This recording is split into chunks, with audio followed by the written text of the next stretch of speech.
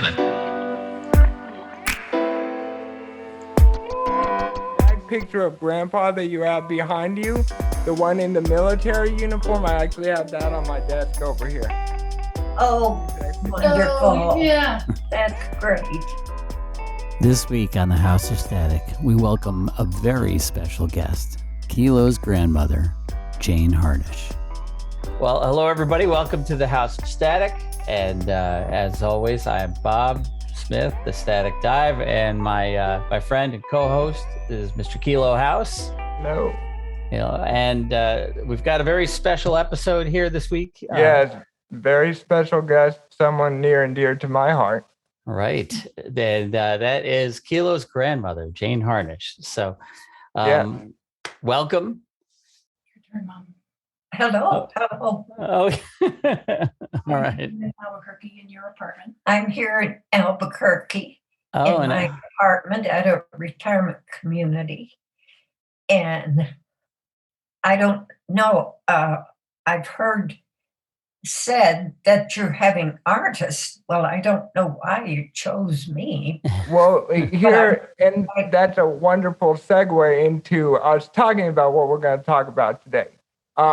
We have you on here because we want to talk to you. Well, first of all, you're the first musical part of my background because you play piano and you taught my dad and your son to play piano. So you're part of my musical evolution. But also, we wanted to talk to someone that was from a different generation back when like art and music and culture was different, so that people can hear how things have evolved over the years, whether you like where it went or whether you never expected it to be this way, where you just have it on your phone, just that kind of stuff. It's because it's not just for artists, it's just to kind of expand people's minds, talk about inspiration in life, and what better to do than have someone from a completely different generation than us talk about life and stuff. So, yeah. Yeah, Well, there you go. this should be fun. It will be great. It will be great indeed. So I'll say. So I'll start with I'll do a little bit of interviewing to get it started. How about that? So you said you're in Albuquerque, right, Jane? Yes. And where? But you're not from Albuquerque originally, right? So where are you originally from? I grew up in Pennsylvania. I was born in Western Pennsylvania, and when I was 2 years old, my parents and I moved to Northeastern Pennsylvania.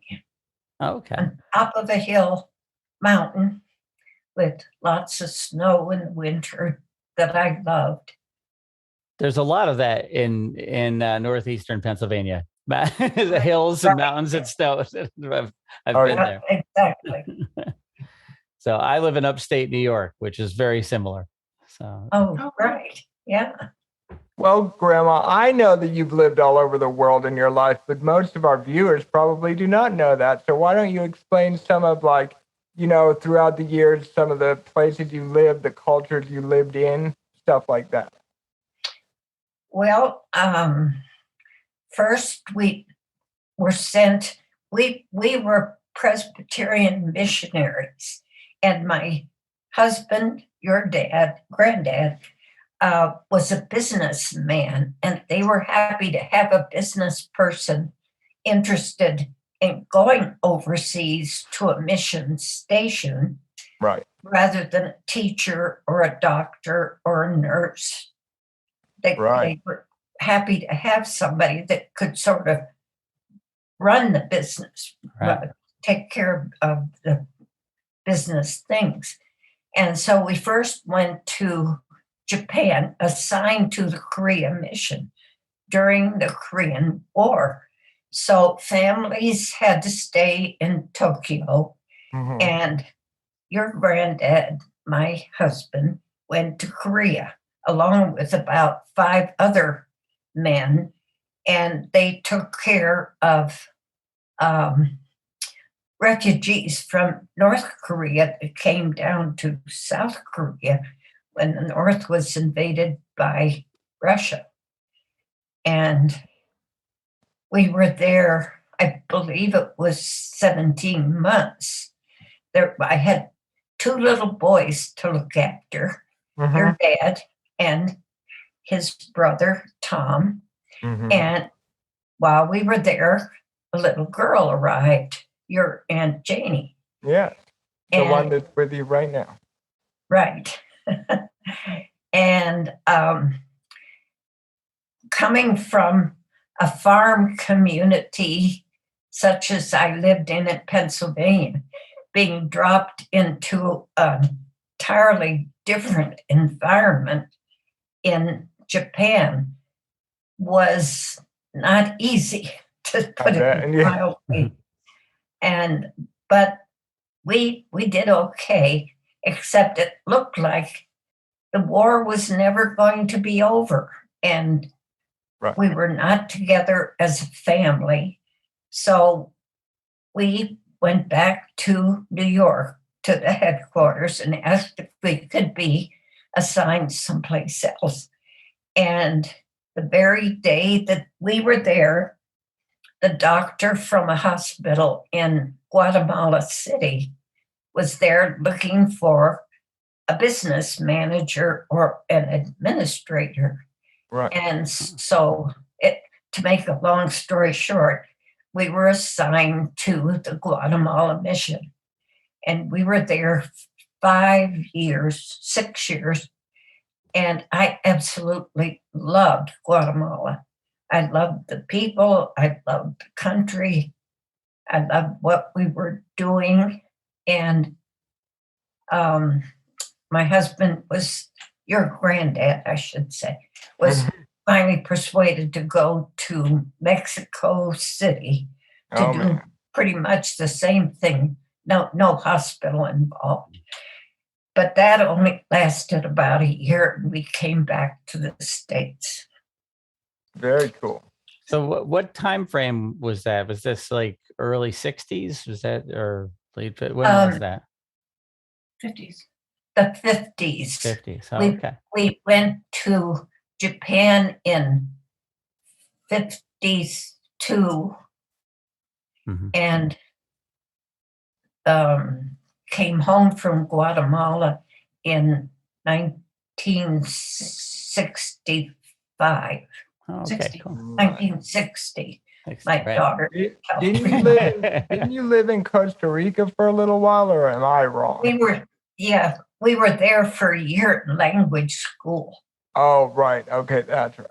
So, okay, now that we've caught everybody up on kind of the places you've lived, let's go back a little ways and talk about the type of music that was popular and you listened to as a kid. Like when you were very young, what was the most popular record, or, what was music like back then? I didn't listen to music. We had a radio in the house and no television, of course, when I was a young girl and a teenager. I loved to square dance, and that's cool. They would square dance in the school gymnasium, or there was a restaurant downtown that had a big open area in the back, and there was music on Nickelodeon that we could play. And that's so awesome. A bunch of us kids would go there, dance and listen to the music. Tell them about, so this is Aunt Janie. Hello. Tell them about your music club, because you did music rather than listening on the radio. Well, true.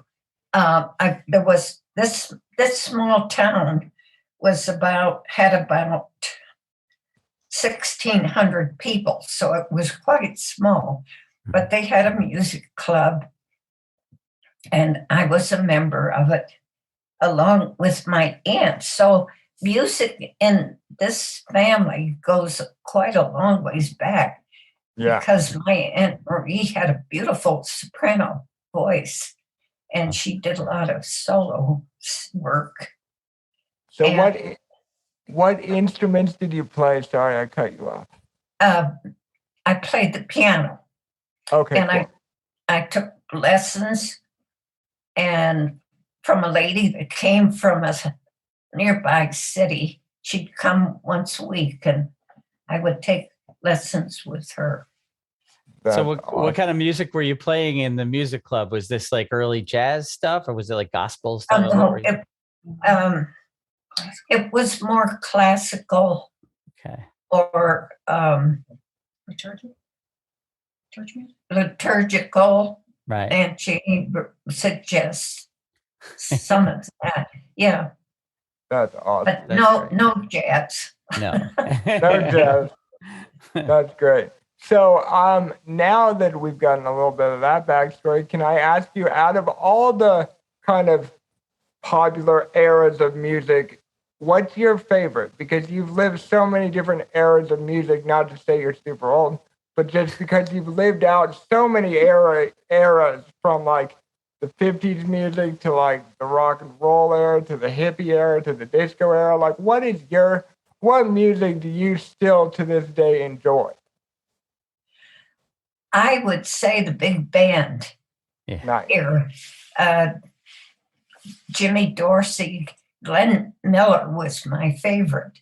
And I went with a not a friend, but a boyfriend to the city of Binghamton one time to hear Glenn Miller in person. And the place was so crowded, there was no chance to sit down. We stood up for hours listening to him. And that was a real treat that I still remember. Wow. I was, yes, Aunt Jeannie says, was I in high school? Yes, I was. That's fantastic. That's awesome. I would Binghamton. Was this Binghamton, New York that you went to?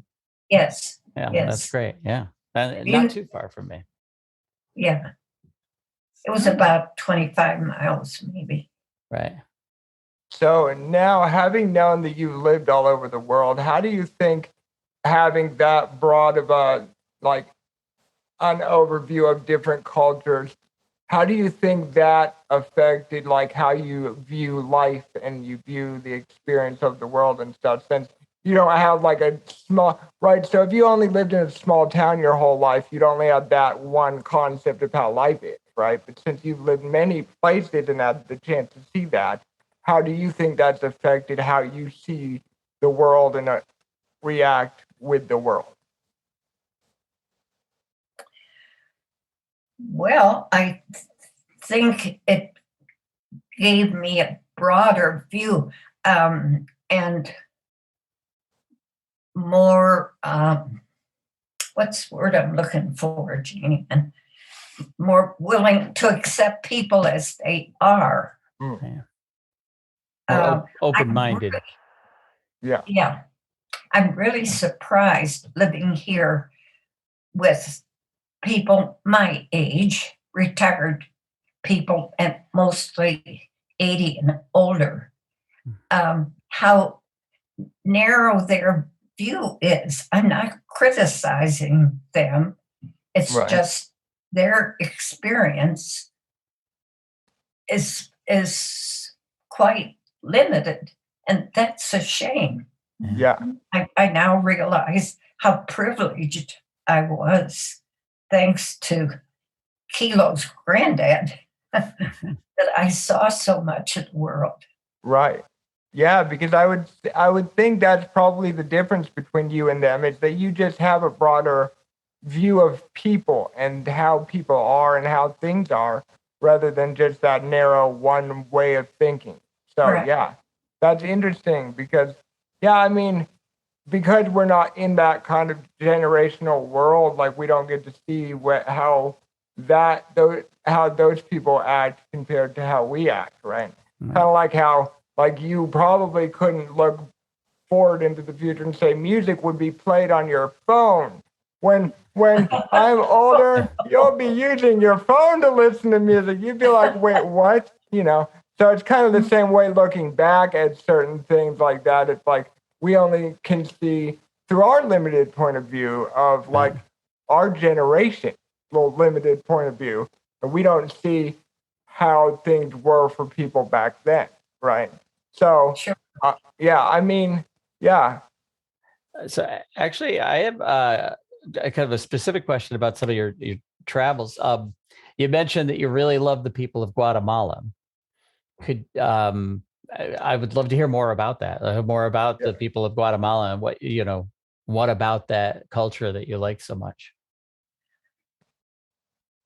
It was very colorful. There were different villages. There are different villages all over the country, and the women have different patterns for their skirts.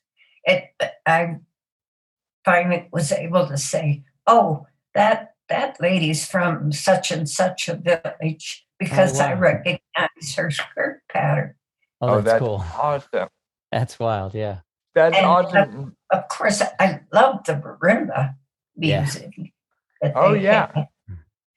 When Kilo's granddad and I celebrated our 50th wedding anniversary, we had a party and we had a marimba band and come play for us. That's excellent. Wonderful. That's awesome. That's fantastic. Yeah, I actually have a marimba sitting beside me right now. Oh, So, do you? Yeah, that I've had since I was a kid. I'm not sure where it came from exactly. It's like old and wooden and nice. So that's pretty cool. So you said that you could tell the specific skirt and tell where that specific person was from by the patterns and the color of the skirts. Is it that they just learned how to make skirts differently in different areas, or did they have kind of their own little like team colors or like a team? Yeah, I was gonna say a gang, but a team is a better thing. Like a team. Was it like team colors, or was it just the way they learned how to make that? I don't know. I think it just was the women of that particular village decided that was the color they were predominant color, maybe red or blue or green, and then a different threads on top of that. That's right. And they just decided that's how we're going to do it here. Right. And the lady, the next village would say, "Well, we'll do it a little different." And this is what my skirt will look like. Yeah. I think the weaving patterns are very similar, but Okay. the colors and the blouses are called wupiels. And, of course, when you put this all together, you could download some stuff from the website. For sure. But the fabrics are fabulous. Mom always said, too, that the Guatemalan weather was like New Mexico, which is why they like New Mexico so much as well. I would think Guatemala would be less dry than New Mexico, right? Or no? Was it? Well, we had a rainy season, and we waited, and on a certain day, we knew it was going to start to rain, and it did. That's awesome. Never disappointed us. That's great. That's awesome. So, okay, let's talk about how you've seen how you've seen the way of consuming music change throughout the years, right? Because I think back when you first listened to it, it was just radio and, the old record players with the big speaker, like tube thing that, like the megaphone looking thing. So, kind of explain to us at first where music was when you started, if I was wrong, and then kind of how you've seen it evolve into where we are now, and if you ever thought we would get to where we are now, or. Well, I never really thought about that, about where it was going to go. I have to be truthful. I really don't like some of the present day music. Sure. But sure, that's my age. Right, sure. Right. I know one of my grandsons, Scott Kilo, he Yeah. loves what you write. Well, Yeah. I listened to it, and I know my grandson wrote it, but it doesn't appeal to me. I understand. Don't worry. I understand. It's something called having a specific demographic. So, unfortunately, grandmas are not my demographic that I write that's for for. sure. You know, kind of like how like food restaurants will have a demographic that they mainly, cater towards, or like clothing brands have a demographic. Music has a demographic. So you have to do like a study of who listens to your music. Like who listened to that, right, Bob? Am I right? I think, yeah, Kilo. What I think is that you should get a T-shirt that says "Grandmas are not my demographic." Okay, that's a great one. I would wear that shirt on our show all the time. That's a great idea. That's hilarious. But I mean, yes, I totally understand. But I think you might like some of Bob's stuff actually that we've been working on, because it's a lot of guitar and piano parts and like well played musical elements rather than kind of scary, weird sounds that. I think that you might like Zen Seeds is our new song that we just did. It's a song we did work on that's coming out. It's very mellow and like very, I don't know how to explain it, but you might like that at least. But so now that we've established that Grandma does not like my music, honey, don't say I don't. I'm joking. It's a joke. It's a joke. I don't understand. No, I understand. There you go. I understand completely. Don't worry. I am joking. I was just going to say, are there certain aspects of music today that you do still enjoy, or did it just kind of stop at a certain year and you're like, okay, after this year, I don't like anything new? Yeah, I like country music. I don't think they call it jazz now, do they, Jane? Mm-hmm. That kind of music, that's sort of the general kind of music you hear. Well, pop being one of the phrases, but Mom will put on the easy listening channel on the music choice on Comcast. Right. So she kind of drifts back to the Herb Albert, kind of ballads and so on, I think. Right. True. Which is great music, by the way. Yeah. I love that kind of music. Yeah. Herb Alpert's great stuff. I love that. That sort of pop, 70s pop jazz kind of era, the 60s and 70s. Yeah, that's cool stuff. Yep. I think one cool difference between music back then and music now that I've noticed is nowadays us producers such as myself, especially on Bob's stuff, we'll kind of add that old record sound to the mix of the sound. So we'll add crackles and pops into the background that'll sound like it's an old like 45, and the way like if you had a little scratch on it, it would make a popping sound. I'll actually add that into my songs now. Right. When back then you didn't want it in on your record and you took perfect care of it and nobody could touch it and everything. And nowadays we're actually re-putting that in because it is such a familiar sound to us now because of resampling old records for hip hop songs and like all that stuff.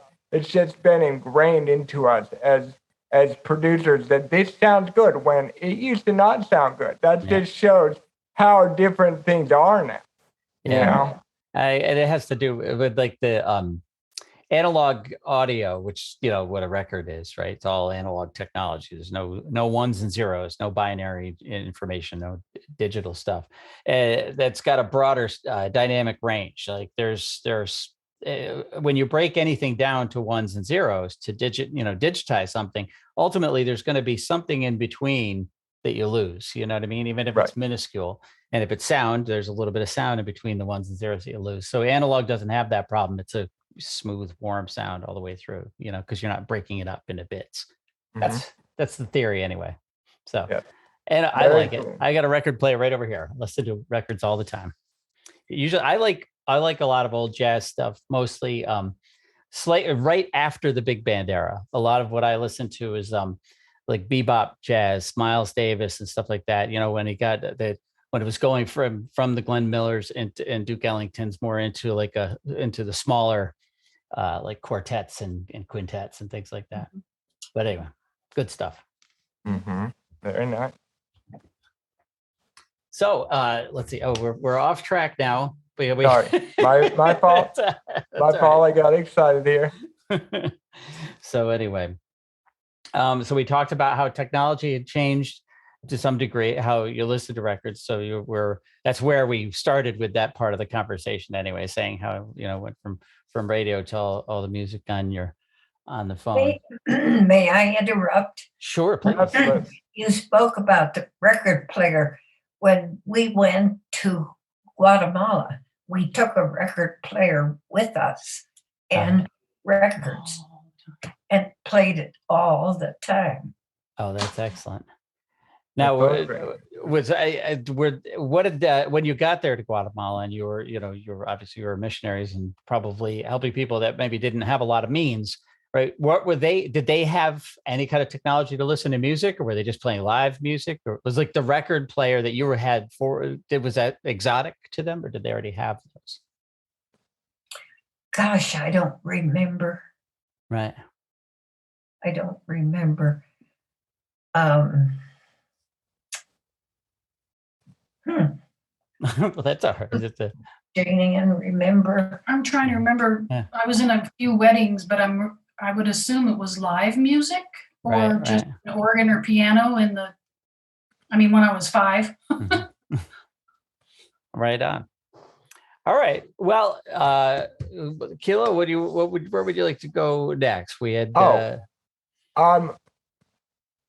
what keeps you inspired, Grandma, on a daily basis, kind of, since you're, reaching, the upwards of your lifespan, what keeps you, going through life? Because you tend to, always have a good attitude about life and a get up and go. And I'd just like to know, what keeps you going? My family. I love knowing what they're doing. They're for the most part really wonderful about keeping in touch with me and letting me know what they're doing, and I love that. That inspires me, peps me up, makes me happy. That's awesome. I remember a few years ago we had a Christmas party, remember? And it was at where you live, and it was so much fun. The whole family was there, and we played this game. We played this game that was awesome. It was like a mystery game, right, Grandma? And we each had a character that we had to learn who we were and whether we were the murderer or whatever, right? And it was so much fun. It was so much fun. And then Scotty got up on the table and he was like, "You did it!" And it was so funny. Great. Yeah, but I can see how that would keep you going at that age, having a family that is silly enough to do stuff like that and just have a big group of people in the auditorium room where you live and just playing a silly game about, who done it mystery, I hope I have that at your age. I hope I make it to your age, but That's nice. That was fun. There were 20 family members here. 26. And 2 couldn't make it, unfortunately. Scott's wife and one of his daughters, because of the gymnastics. Madison, Yeah, and Scott is, for everyone listening, Scott is my cousin, and his son Bailey is like a DJ or something. He does music too, so music doesn't stop in my family with me. It continues on in generations below me too. So that's cool. Exactly. Yeah, okay. That pleases me a great deal.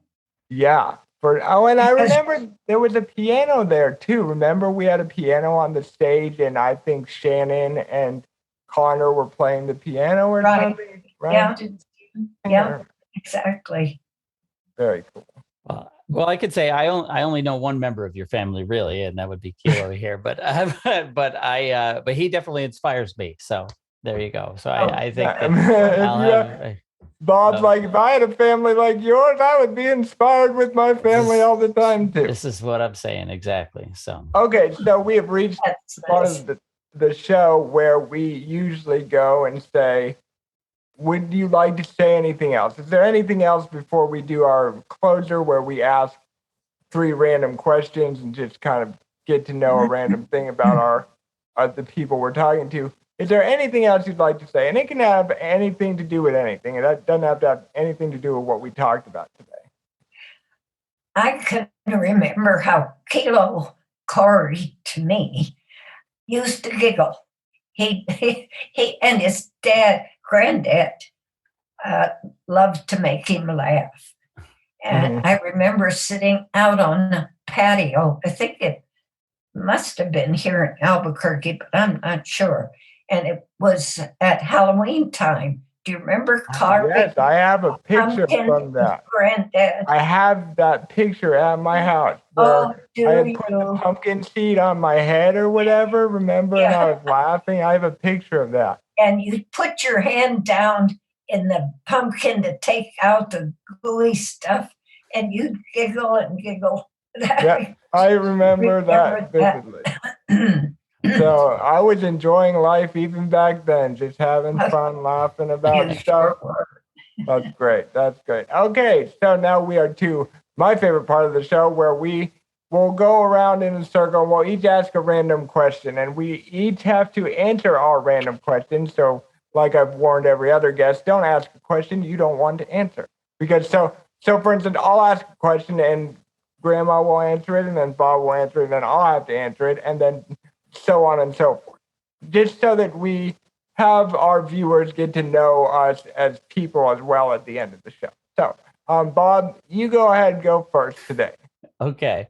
And, I don't recall if we actually planned ahead on the questions. I don't think we did. Absolutely not. All right. Well, I think I have one though. It's it's pretty generic, but I think it'll be fun. What is your of all any era, anything, what's your favorite movie?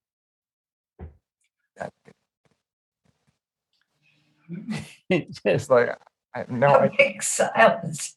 Yes. I didn't go to the movies much. Not that I didn't enjoy it. The little town I grew up in had a movie theater that I think had showed pictures on the weekend, but that was all. And I just wasn't interested in going to movies much. So I'm not sure. So do you like musicals? Do you like drama? I'm not sure I can come up with a favorite. It's okay. You don't have to pretend to have a favorite. That's a fine answer. Don't have one. That's a perfectly fine answer. Okay, the question was, what is the favorite movie? What's your favorite movie? Yeah. Favorite movie. That's a very hard question. Man, why you gotta ask such a hard question, bro? It's an easy question. I think this is. Why don't you go first, Bob, and let me think and narrow it down truthfully in my head. Okay. Well, I would say there are about 10 different movies I could say. Probably my favorite would be "It's a Wonderful Life." Jimmy Stewart. Oh yes. There you go. Very cool. I think we've talked about that on here before. Yeah. I love that movie. I mean, I guess I could name like a movie I like a lot. Does that count? There's so many movies, but there's one movie like I always usually use as my generic. I don't want to answer this question, but I'll just say this because I love this movie. But this is going to also be my answer today because I can't think of it. I love the movie The Warriors. Do you remember that movie from the 70s?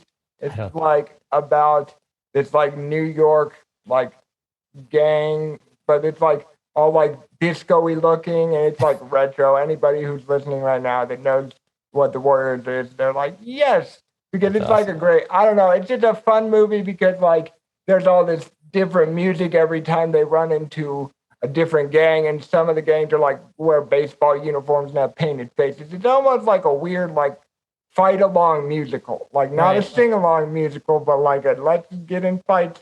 Well, the cool music plays. So I think that would be. It sounds familiar. I think they might have spoofed it on Mystery Science Theater 3000. It's a pretty good movie. It's kind of old, but it is pretty good. Okay, now I got to come up. There you go. With a question. Mm-hmm.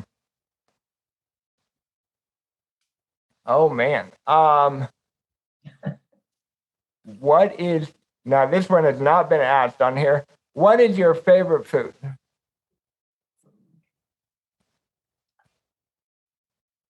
For me, Yeah. Ice cream. Oh yeah.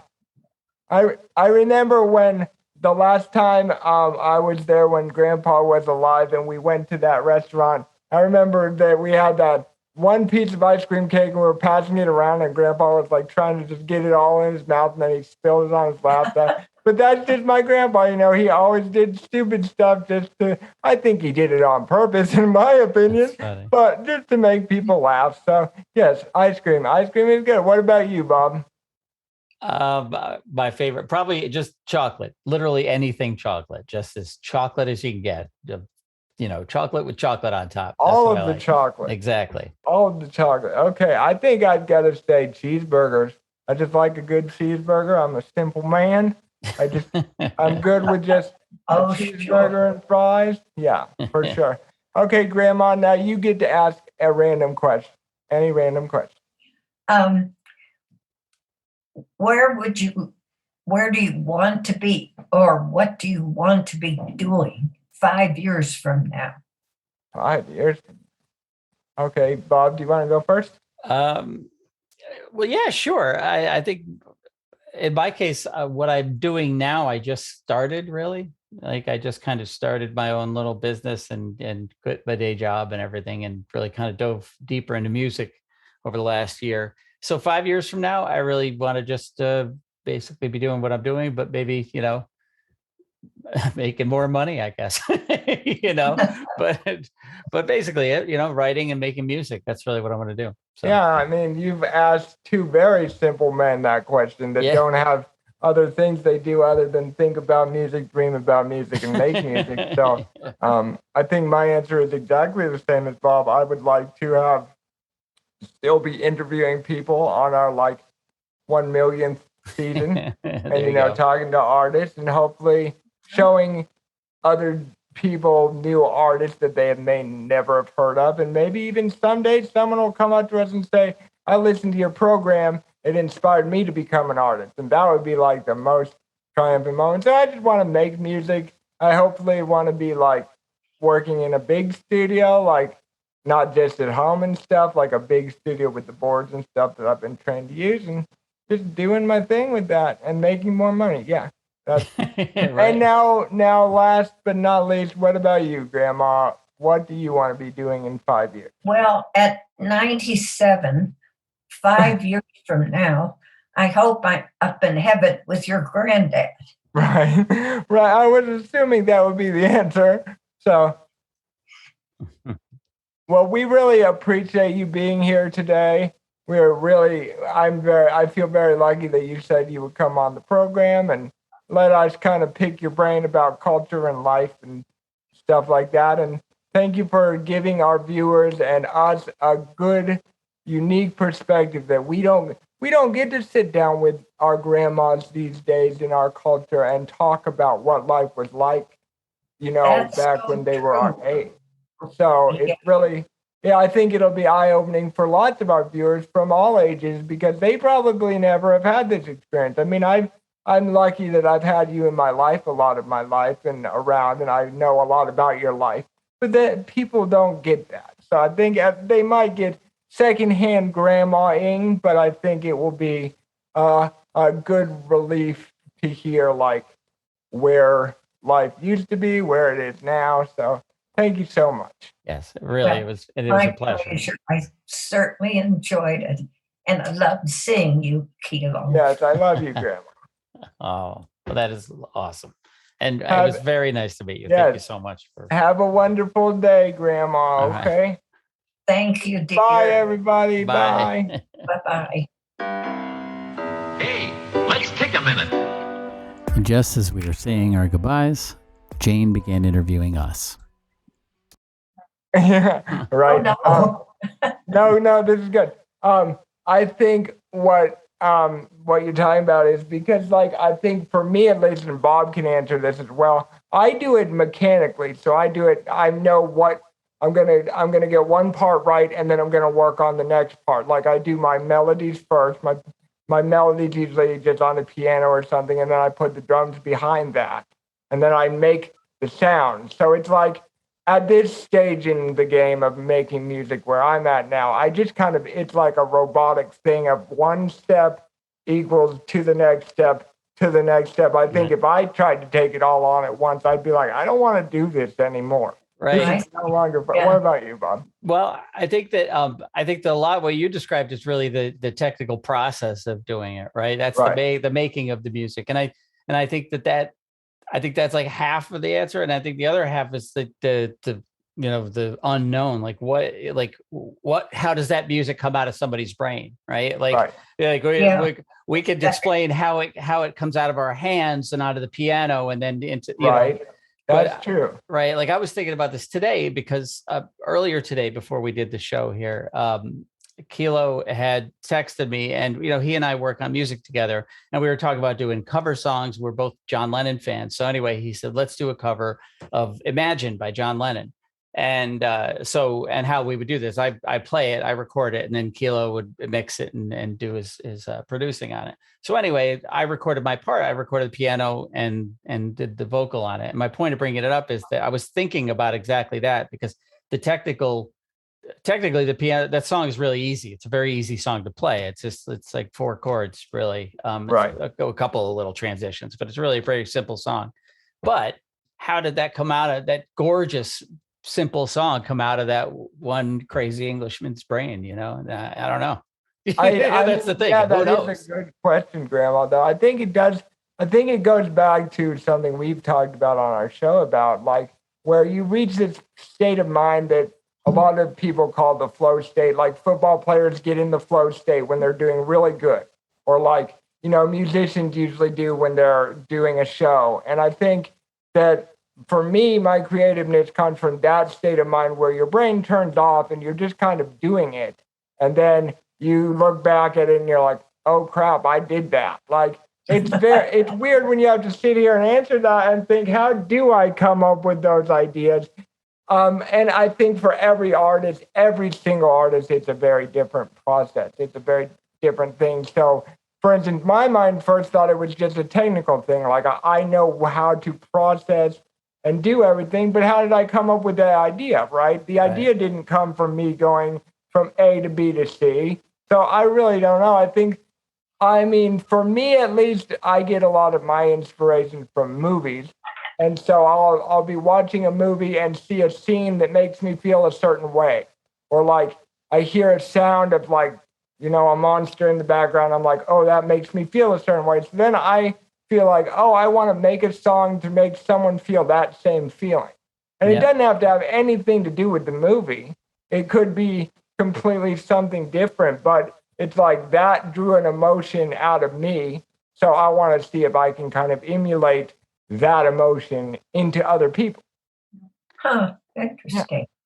Yeah. You know what's cool though there, really though, Kilo, is that there's still that unknown in the middle, right? So you've got but you're talking about the inspiration. You watch a movie that makes you feel something, and you want to turn that feeling into music. And then, and at the end process, this is the technical process I go through to make that music. Right. But there's still the unknown in the middle there, where how do you turn that emotion into sound? I think we know what the answer is, though. It's because I have something called synesthesia, where like your brain kind of mistranslates sound into imagery in your mind, kind of like you're daydreaming. So when I hear sound of any kind, musically especially, it paints this weird vivid picture in my brain. And I always thought as a kid, Grandma, that's how everybody experienced life. That's just normal. And then when I went to Icon, I learned that's a condition with your brain. Like, I don't know if it's from whatever happened when I was born or whatever, maybe that's a thing, but I mean, it happens to people. And so, Bob, I think that's the middle part. It's like, I then know, well, I want it to look like this, and this sound sounds like this and looks like this and this and this and this. You know what I mean? Right. So Yeah. at Right least on. that's and I may never create that emotion that I'm trying to in other people, just like we talked about on our show. It's like, you know, you might not be giving people what you think, what your version of the song is to you and what it is to someone listening to it is not the same. So, I mean, I may never create that same imagery in someone's mind or their feelings, but it's still the way I do it, I think. Right. But like we were talking to Lisa the other day, it doesn't matter because once you're done with it, it's not yours anymore. You know, once you're finished the song, you give it to you have to here, listen to this. And then it becomes, you know, Right. if you're lucky. Yeah. If you're lucky, then people have a personal relationship with themselves and you're kind of out of the picture at that point. Mm-hmm.